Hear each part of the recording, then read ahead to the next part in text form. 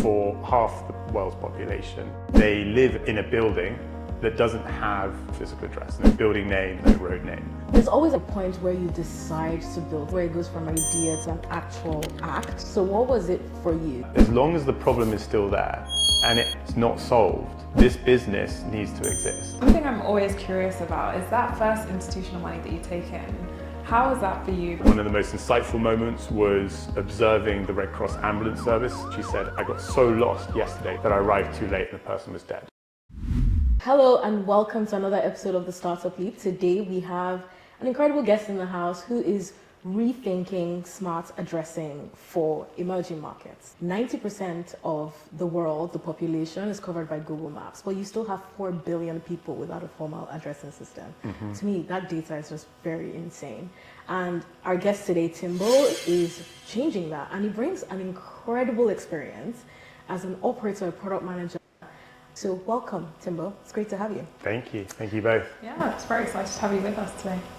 Fantastic. Very quickly into it. You started OkHi quite a while ago, about 10 years now. Did you predict what eventually happened? Was it what you thought would happen? You mean where we are today? Yes. Definitely not. I feel like no one says yes. But tell us a little bit about the point you decided that you wanted to build this. Yeah. I think, by the way, naivety is a great driver of entrepreneurship. So, worked at Google for many years, based between London and the US, and I led the launch of Google Maps across Europe, Middle East and Africa, which is, like the stats that you said, was just mind-blowing to me. It was actually only when I took a sabbatical, I was going to move full-time to the US, and I traveled between East and West Africa for 3 months, and I experienced the problem firsthand, which is very different to when you're just sitting behind a computer and you see these stats. And I saw how difficult it was to find places or people to get to me, how difficult it was to get a SIM card and prove my address. And I was like, this is insane that this is a problem to this magnitude in the world today. And that was really the real inflection point where I started getting, my obsession started, let's just say. I love it. There's always, I think, a point where you decide to build something where it goes from idea to an actual act. So what was it for you? You had seen the problem, and then what happened? How did OkHi come about? Yeah, so I mean, it was a difficult decision. I had the opportunity and what I was supposed to do, which was move to San Francisco, lead Chromecast and Google's dual screen efforts, which is what I was doing. Basically become like a tech bro in Silicon Valley. And suddenly, on the other hand, I'm now experiencing this problem and seeing that there was something that I was starting to getting really interested in, and as I said, the obsession started. And I think there was a few things going on at that time. One was I knew that it was a low-risk time for me to take the leap into entrepreneurship, to leave the sort of comfort blanket of Google because I was young and didn't have dependencies, etc.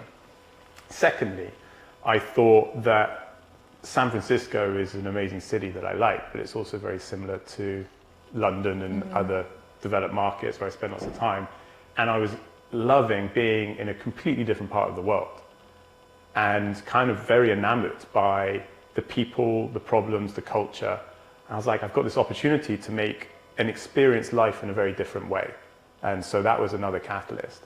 And then I think the third was seeing the tech communities that were building up at that time. So it was 2013, 2014.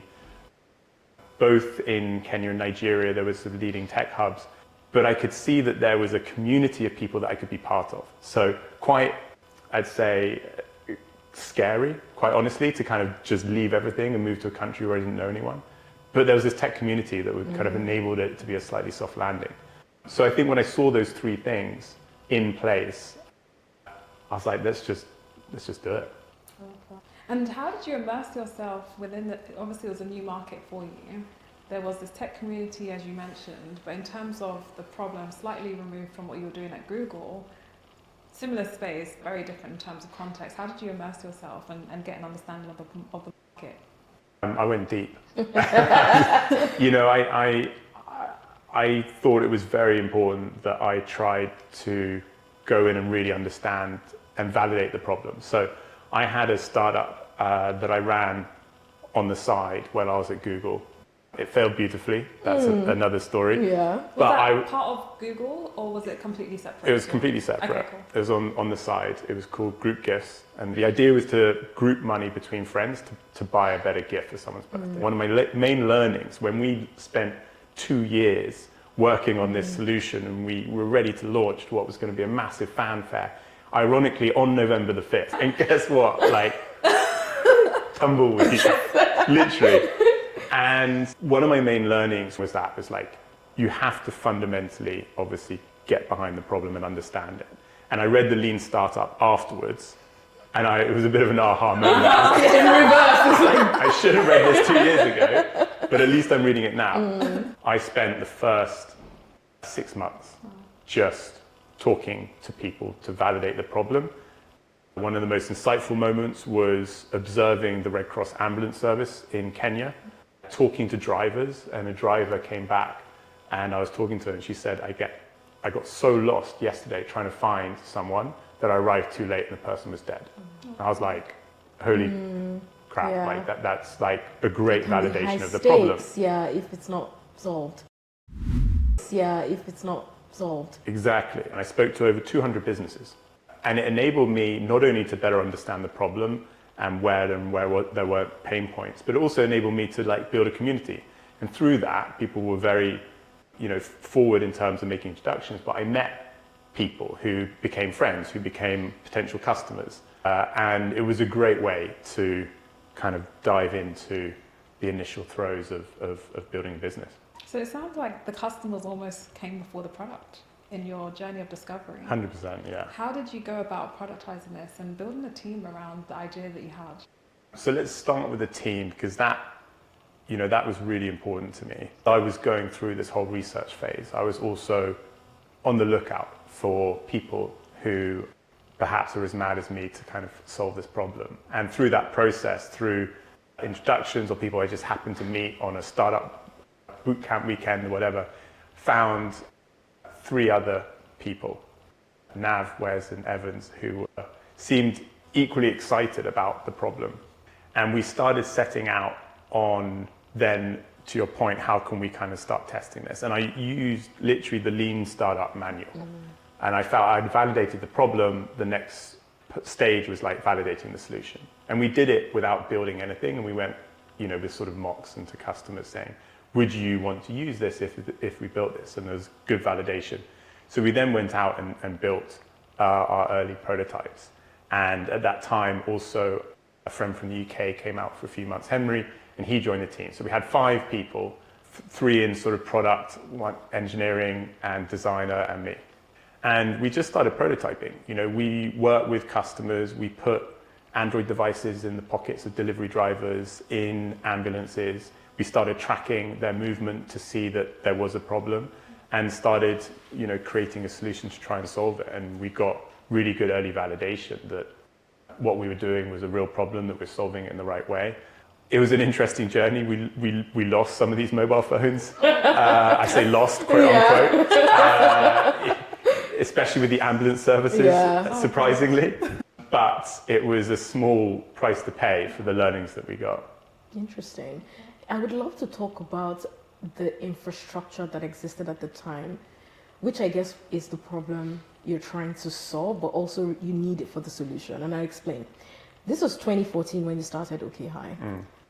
You are trying to solve a behemoth of a problem of precise addressing, but you also need to rely on existing technologies to be able to give you the data. Could you talk a little bit about the problem statement at the time and how you tackled that and how the tech infrastructure has evolved beyond that?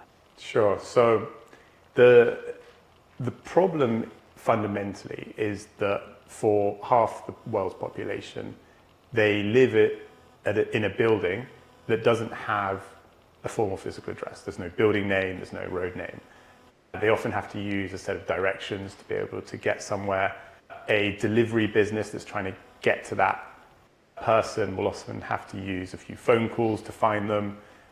If you are a bank and you're trying to verify that address, you might have to send someone physically to verify it.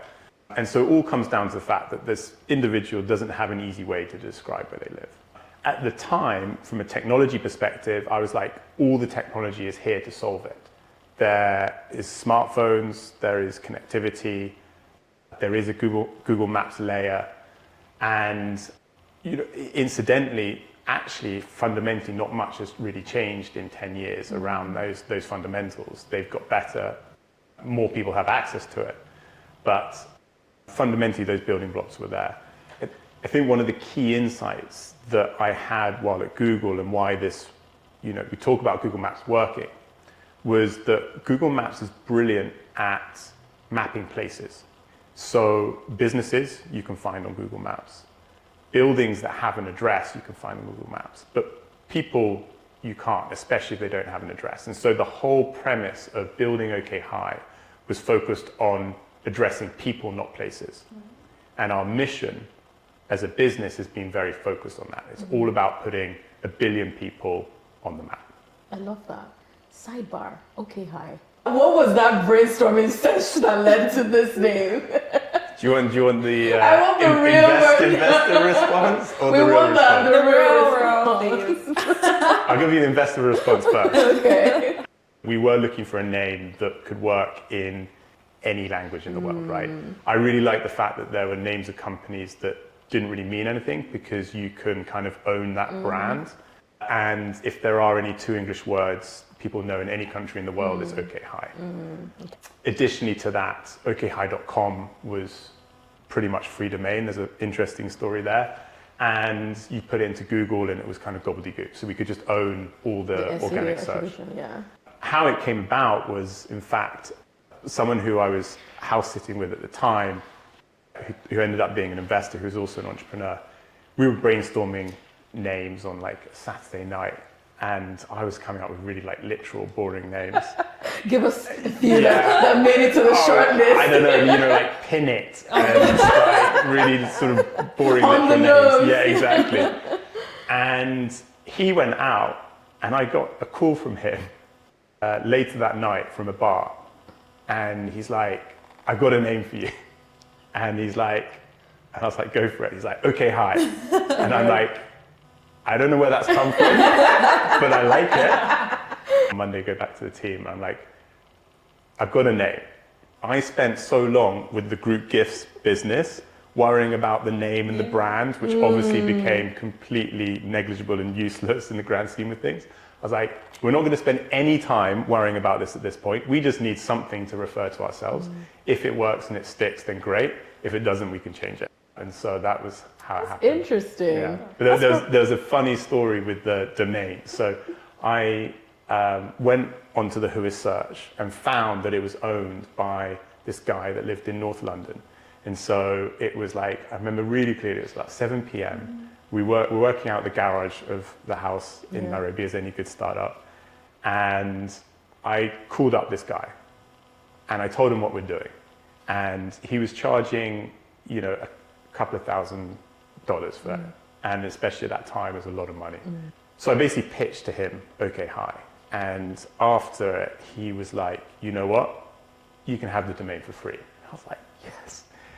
He's like, but I want equity. And I was like, whoa! Smart guy though. I was just like, kudos to you. Did you give it equity and what? Like, we're not even set up for this. We don't even have like a registered company yet, probably. And so Smart strategy though. it was very smart. These domain, sitters. Yeah, really, this is their strategy. Exactly. So didn't give him equity. Next day, the $2,000 was now $3,000, by the way. Whoa! But managed to get a decent price That for is a so funny. 4-letter domain, which we now own. It was a good price to pay. Speaking of equity, one thing I'm always curious about is that first institutional money that you take in. How was that for you, particularly at a time where, Google Maps was obviously, very well rolled out across the world, but then you obviously have these pockets within countries where there's still this issue, right? So just curious how it was, explaining that to institutional investors. What was that experience like for you at the time? I think it's still a journey to try and explain it. Yeah. There's 2 groups. There's people who have lived or spent a lot of time in emerging markets, and you don't really have to explain it. People get it immediately. And then there are people who've lived in developed markets who you have to explain it. But if you do it right, they see that you see the aha moment, because they're like, I never thought about that this is a problem. I can't believe this is a problem. And I think generally it was storytelling, as it always is. I think it was storytelling about myself, which I'm not naturally very good at, but sort of continuing to learn, and it's a growth space for me. And ultimately, you know, selling people into the vision that I and we had.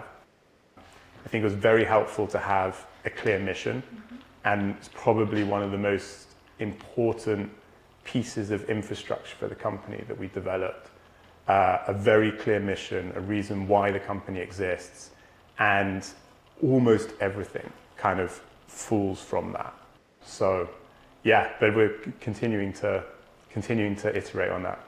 So I think storytelling, the ability to storytell at all stages of business is absolutely key, right? But just curious, like in hindsight, in that first institutional raise, is there anything that you would have done differently? I look back at the decks that I wrote in the early days. Do you cringe? I do cringe. But I think in the early rounds, I was very focused on bringing like the best people I could find into the company. How do you define? People who could deliver value to the company. I had like 3 criteria. One was that they had experience building a technology business. Second, that they had experience in emerging markets, especially like Kenya and Africa, where I was focused on. Are these talent or like investors, in terms of how you optimized for who joined you on the company? Is this on the storytelling piece? Is this criteria you're mentioning now? Did you apply that to the people you brought on as co-founders and early team, or investors, or maybe it's across both as well? I think it's a different criteria. Okay. So this is very much like people who could deliver Build the experience. business with you. The Okay. third one was experience in like geo and mapping. Okay. And I didn't need all 3, but if people ticked, you know, 2 of the boxes, whatever. And to the extent that I would potentially slow down the speed of raising money to get that. And we brought brilliant investors on board. So I was like, we are, you know, in a great place. The reality is that these brilliant investors have, and most of them were angels, have, you know, busy lives. They have their own day job, and we're part of many portfolio businesses. And you have to put a lot of time and effort to extract from them. And I think I overemphasized the value that these people would bring. And some have been brilliant, some I haven't heard of, and that's okay. But I think I thought that they were going to deliver a lot more value than they did. And on the talent side, you mentioned your co-founders. What was that conversation like? Yeah, we did a trial. Yeah. Because it was easy for me. This was the path I was taking, and I'd already quit my job. Yeah. Others were either working on their own business or had other ties. So I said to everyone, let's work together for 6 weeks. Let's both validate the problem by tracking these drivers, etc. And let's see if we can get validation of the solution. So that one, you can get a better signal whether this is a problem and a solution that you think is worth, you know, betting on. And 2, we can experience like what it's like. And by the way, if after 6 weeks, we should kind of expect that this isn't going to work and we can walk away. And the reality is that we all got on really well. Very different characters, very different strengths.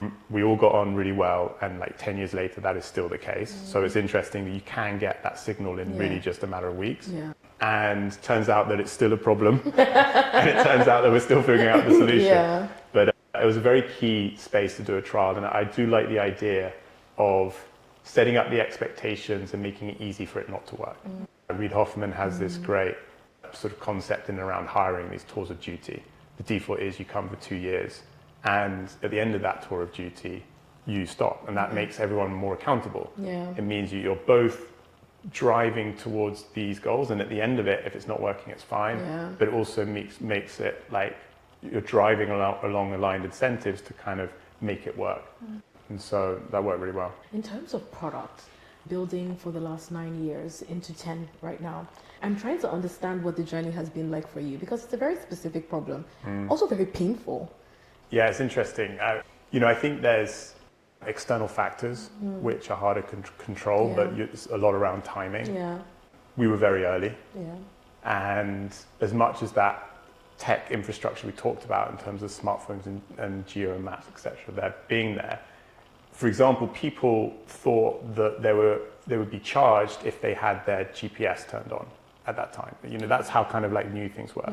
Mapping literacy was Yeah. relatively low, especially in a market like Kenya, and people weren't really used to looking at maps from a bird's eye view. The advent of like Uber, for example, totally helped yeah. educate the market, and that helped us. At the beginning, we basically would organize these treasure hunts to figure out with these delivery drivers that we hired what was the best way to describe a location digitally. And we would see if they actually managed to reach the different points of the treasure hunt. We would track them, see if they were getting lost on the way, and we would try all these different ways of a digital address. And one of the things we found was that while the GPS is core to getting close, it's not good enough, and a photo of the property really helps drive the accuracy. At that time, Google Street View didn't exist, and we went out and then walked the streets with students to take photos of 20,000 buildings in Nairobi, so that we could go lean and build a data set to verify that this actually worked.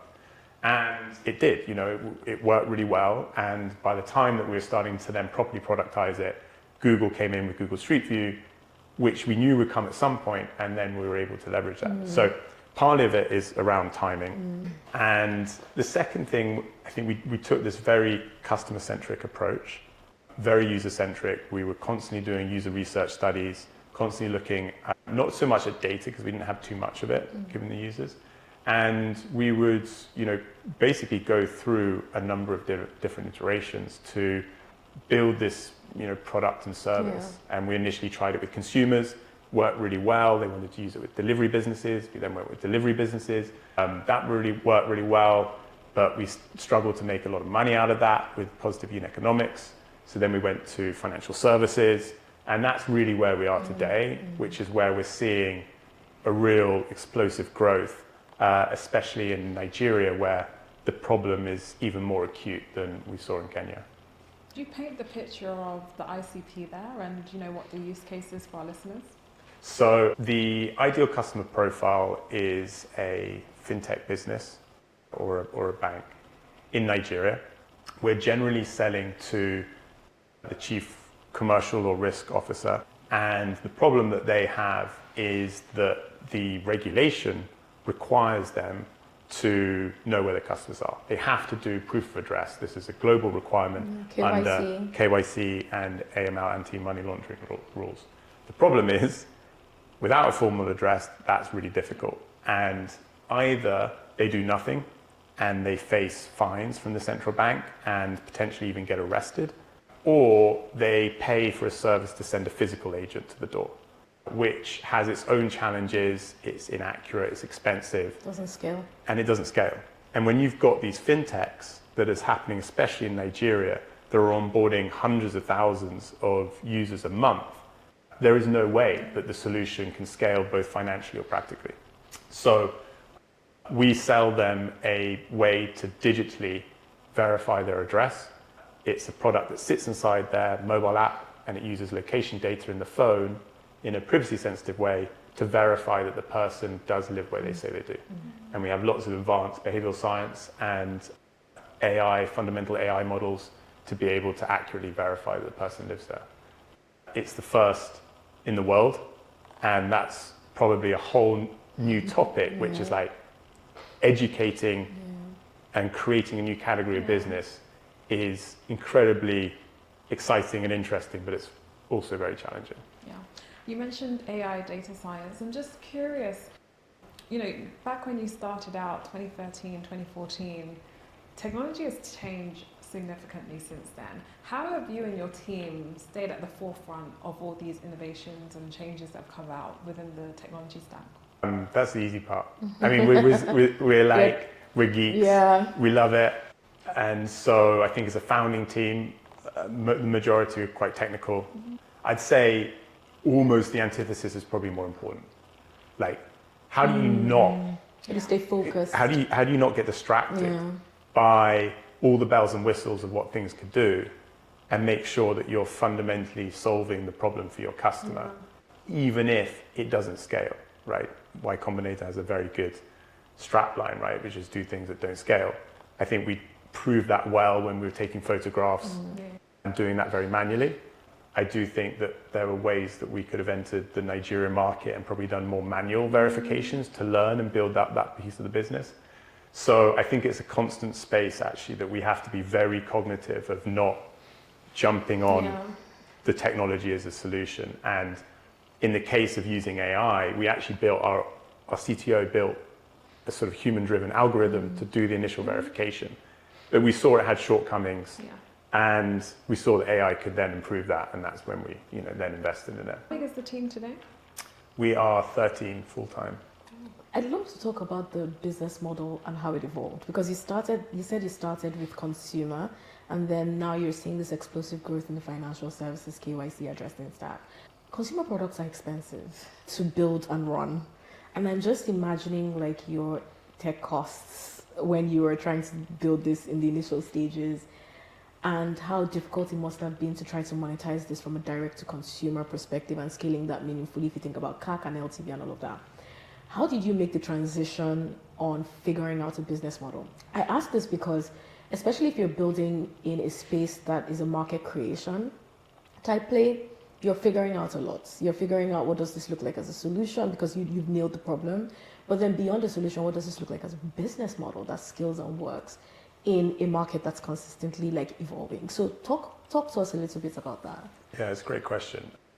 I think when we were doing the consumer side, it was very much not driven to drive revenue or the business side. It was very much like, we need people to use this digital address that we've now sort of tested with our treasure hunts, but we now need to kind of check that this can actually work on the consumer side. So it was a purposeful phase and a stepping stone which provided a validation of a hypothesis that we had that then enabled us to move to the next hypothesis, which was that we can ultimately generate money through businesses. You're right, there isn't any playing field where we can say, oh, this is a payment business, or this exists in another country in the world, and therefore we can use this payment model. And so fundamentally, I think the most important thing is to find those early businesses that you're working with, that one, you're solving a problem, and two, seeing that solution work.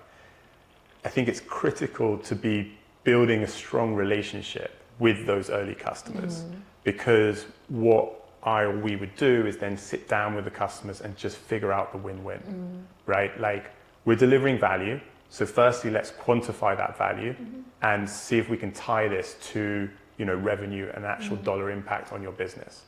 Secondly, we need to drive revenue and charge for this. So what is the win-win?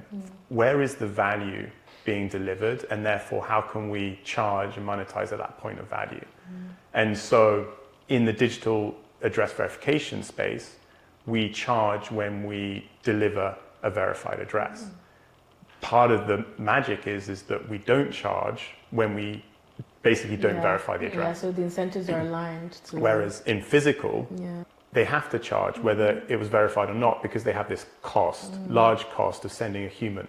And that, to your point, doesn't align incentives. So there's some things where the technology allows us, even though we take a little bit more of that cost, it's a much better model for the customer. As long as you're very focused on that and have the right relationships with the right people who are proactive and kind of forthcoming in that, then you can figure it out. How do you kind of get investors to get that this is a longer term play that actually requires you deeply understanding the customer because of the nature of the market creation potential of what you're trying to build. How did you navigate that? Were there any specific instances that it came up in certain rounds, or any experiences that you could share for the benefits of our listeners? Because I imagine that there are people probably thinking about building in spaces that technically don't have markets yet, and they believe it's there.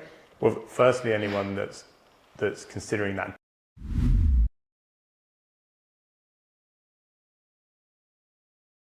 Well, firstly, anyone that's considering that, it's a journey. So like, don't expect to have these 3-4 year, exits and returns like you might read about. And to your point, some of these really big businesses take a long time to find product market fit.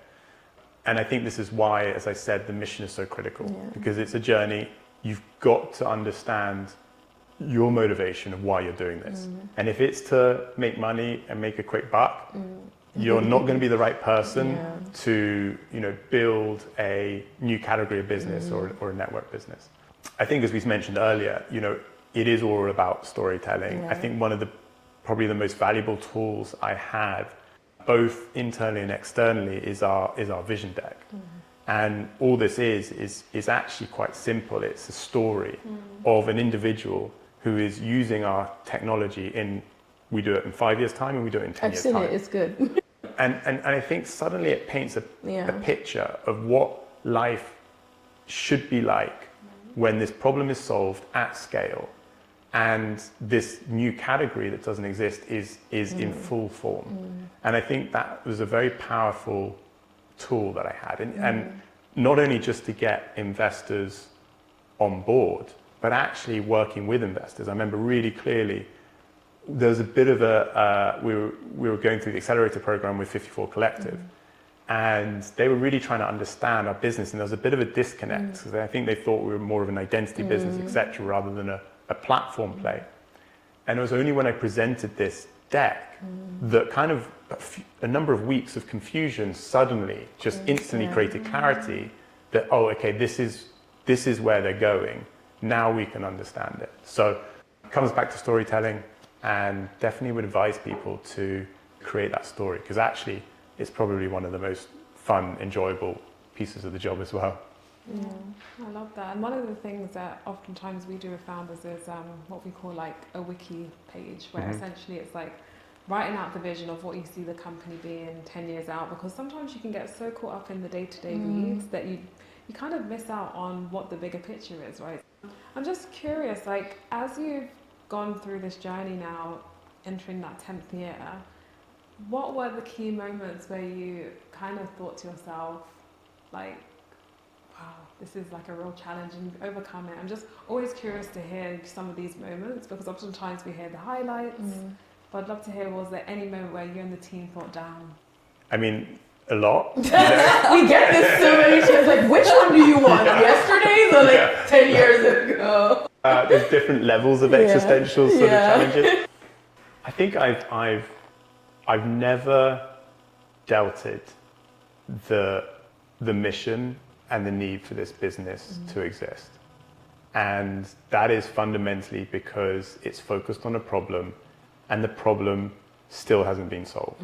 And it comes back to what I said before. So as long as the problem is still there and it's not solved, this business needs to exist. And I think that means that whatever is coming, whatever's been thrown, whatever challenges there are, it's like, no, we just have to keep going. There's a great clip from a YC partner that I played actually to our team at a quarterly offsite. And he's like, people think at YC, I give lots of amazing, like, genius advice. He's like, I give one of the most basic fundamental pieces of advice, is like, just don't give up. It's like, that is it. If you give up, if you stop, then you're out of the game. Yeah, just stay alive long enough. Yeah. I think probably one of the most challenging moments was when we had actually built quite a successful product that was working well with delivery businesses. We had a few 100,000 users in Kenya using it. We were making some money, but we were struggling to scale to the next level, partly because of the businesses, partly because of the unit economics. And it was also proving a little bit more challenging to raise. We're in a mobility space, which generally was not very hot at that time. Yeah. And then COVID hit, and that was the point when we actually pivoted from selling these accurate addresses to delivery businesses in Kenya to saying we're going to go and sell verified addresses to financial services in Nigeria. And that was a big bet. But actually, it was very scary, but it's also very motivating, because suddenly we're like, you know what? This isn't working. We've tried. There's a shift. We need to make a shift. And we just went all in. And it created, as much as it was probably the most challenging point in the company, it created this whole shift in energy. And everyone had this like new space to focus on. I was going to ask, but I think you've touched a little bit on it, on if there have been any events that have been an accelerant or like an existential threat to the business. And one we hear a lot of is COVID, and it goes both ways. Some people are like, oh my God, we almost died. Some are like, oh my God, that was when we had the, massive growth. Have there been any other things aside from COVID? Maybe you can throw more light on that. Maybe regulation or anything that just created an inflection point that you probably couldn't have predicted, but ended up being like a key lever to the next phase of the business. Regulation has been an interesting one to navigate. Okay. I think when we moved to this financial service space and seeing that a verified address was needed, when we spoke to the central bank in Nigeria, they're always very supportive. In fact, they've actually been very collaborative and totally got what we're doing, could see the impact that we could deliver to the Nigeria economy, and were like, we totally support what you're doing. We're like, great, can we put this in writing? And they're like, we can't, because address verification isn't a licensed space. And if we do that, then we have to do this for every address verification business, and you're not regulated or licensed, so we can't do this, which is understandable. But then the big banks, the more risk-averse banks, were like, well, before we go and integrate your service, we want to make sure that if the regulator does come, that your proof of address is recognized. So can we have this in writing? No. But they said it's fine. They're like, might need that a little bit more detail. So that has been a tricky one to navigate. And earlier this year, there was interesting moments with the central bank, and we now have the written approval from the central bank, which is the first time anywhere in the world that now supports digital address verification. And that has led to pretty much every single major bank and fintech signing up, and we've won almost every deal in the last 4 months since that letter. Amazing. Yeah, this is interesting, because I think that you brief founders who go to the markets that are unclear. I'm just like, I don't know how you do it, because I really think that founders, in a sense, are prophets. You somehow see intuitively what the world is optimizing for, is getting to. But because the world is a moving organism, you collapse space and time in your mind. On a first principles basis, you know that it's coming. You know that it's a problem that needs to be solved. But the market is moving, and you always need to iterate to figuring out what expression in what version of the market makes a business make sense. I would love to talk about how you manage your team, especially with a vision like this. How have you navigated, putting a team together with a culture that kind of cements the fact that we are solving a very painful problem that's a massive market that we probably even couldn't predict the size because it didn't exist. Like, there's nothing to point it to. But how do you think of culture? How do you think of team motivation? How do you think of all of that in the context of the team? Yeah, I mean, it's a great question. I feel very lucky and fortunate with co-founding and the team that I have, and that we work together every single day. I think there's 3 parts to this. We've spoken about 2 of them. The mission, which is why the companies exist. The vision, which is what is the company going to be like in 5-10 years? And then the third part is the culture and values. And we work hard at the beginning to define the culture and values of OkHi, which has enabled us to hire people that align with that. And I think has created an environment where, because we've hired against it, the people that when they do join, it's a fit. Yeah. Or if it's not a fit, it's quite obvious quite early on. Yeah. And once it is a fit, then ultimately there's a lot of alignment. And yeah, it's something I'm very passionate about, something as co-founders we work really hard to keep working on and instilling. I think culture is one of these really interesting things that oftentimes it's an afterthought, and when it is an afterthought, it become very difficult to try and create and reverse culture creation. Totally. So yeah, I'm just curious how you went about doing that. And the more tangibly, the better, because it's also ephemeral. Everyone says culture, like what does it mean? I think Brian Chesky of Airbnb is probably one of the best people to talk about this. So I would highly recommend people look him up and the sessions that he runs or talks about it. And really sort of coining his philosophy is like the culture is the unique DNA of the company. And initially that's driven from the founding team. It's very important that the culture, and which is sort of manifested in values, isn't what you want the company to be. Then it's failing because you're aspiring to do something, but it is what is already in that. And that comes from the collective founders. And so there's this brilliant exercise that I kind of found randomly online and was a little sort of apprehensive about putting this quite sort of untested, felt quite sort of American, sort of wishy-washy thing. And I turned up at one of our our quarterly retreats there was 5 of us, and I was like, we're going to try an exercise, and it's really powerful, and I'll send a link so you can put it in the would notes. love that. But basically what you do is, as an individual, you go away and you plot on a graph where x-axis is the time of your whole life, and y-axis is what's been really highly impactful in a positive way and negatively. And you plot the 10 biggest moments in your life. Then you sort of annotate that to what were the biggest sort of learnings and takeaways from those moments.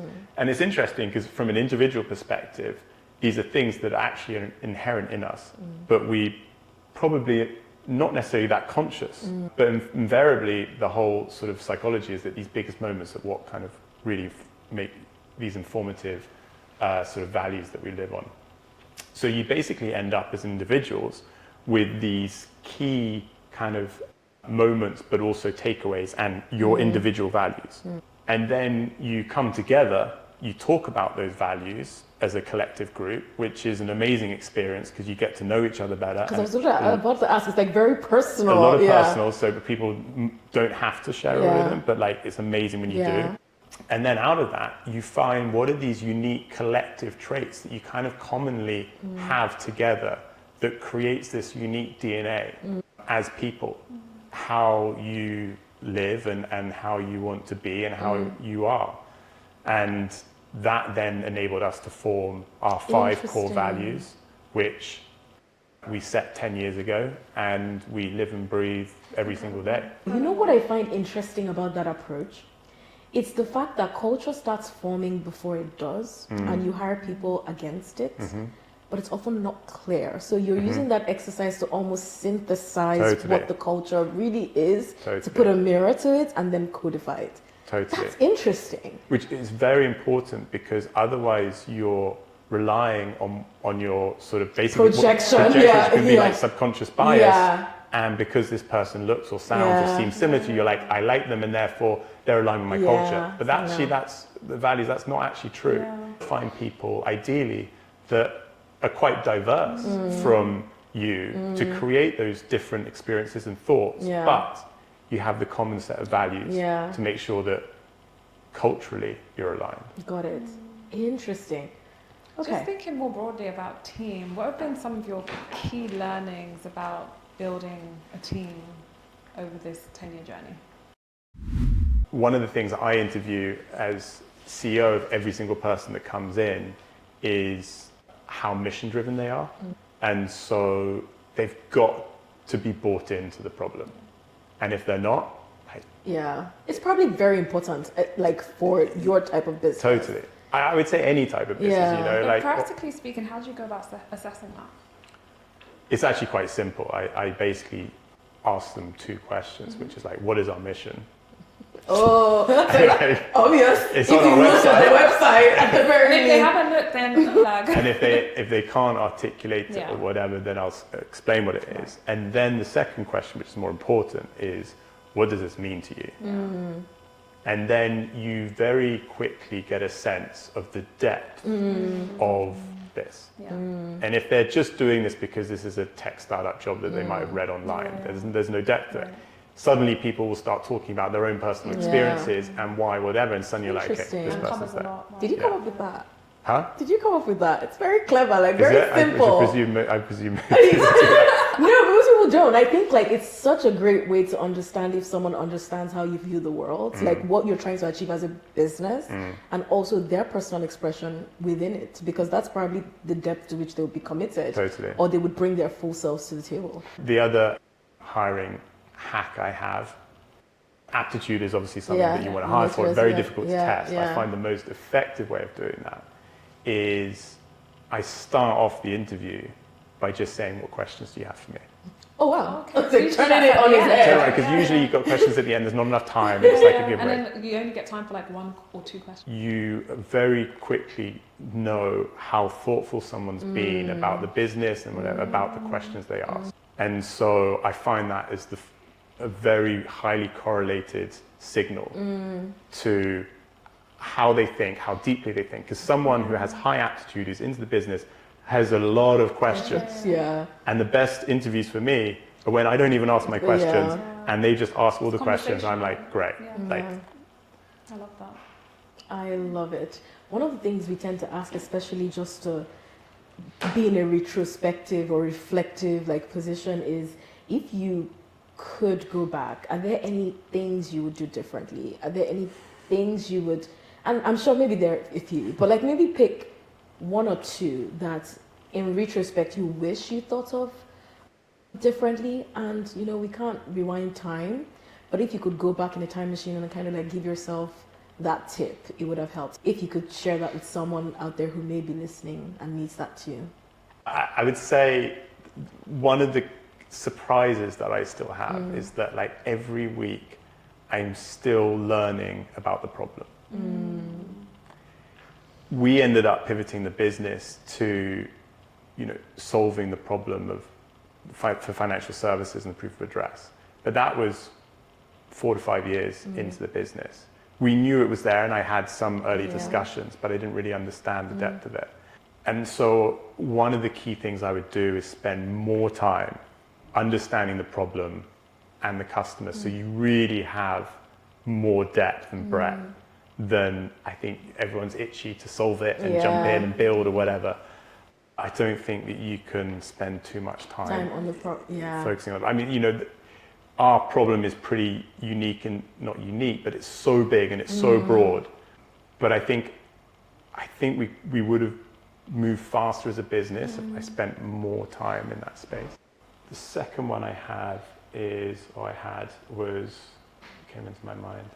I think there's an interesting space around people, and there have been times when I have felt that something's not quite working and had conversations with an individual or whatever around this, but hadn't necessarily acted on what ultimately was not a fit.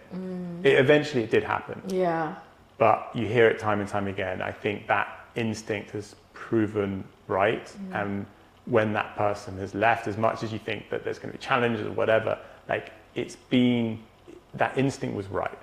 And I think there's a lot to be said around finding and setting up, I would say almost to what we talked about, which we don't really do, setting up these, you know, short-term things and making sure that whatever that is, the initial, you know, 3-month onboarding period or beyond, is sort of set up for people not to make it, or if things do change, for that to move. And I think it could definitely be more like not just instinctive, but like stronger in terms of actually making those hard decisions. If you weren't building OkHi, what would you be doing? Oh, I'd be doing the neobanking thing. Really? And like banking has always been. I remember when I started at Google in product marketing. I shifted to being a product manager, which was like another 10 rounds of interviews, even internally. Yeah. And they were testing for like my sort of, I suppose, problem product instinct. And they were like, what problem frustrates you? And I'm like, banking. And I'm like, don't get me started. We will not leave this room. Don't get me started on banking. And so it's been interesting and rewarding to see how these neobanks have come on board and disrupted the banking industry, because I still think there's lots of way to go, but that would be the space. Thank you so much. Thank you both. Thanks for having me. It's been Leave a review. Tell us what you think of this episode on all of our platforms at the Startup Leap Pod. Do you have a question? Ask us and we'll ask our guests. Go to thestartupleap.io. See you next time.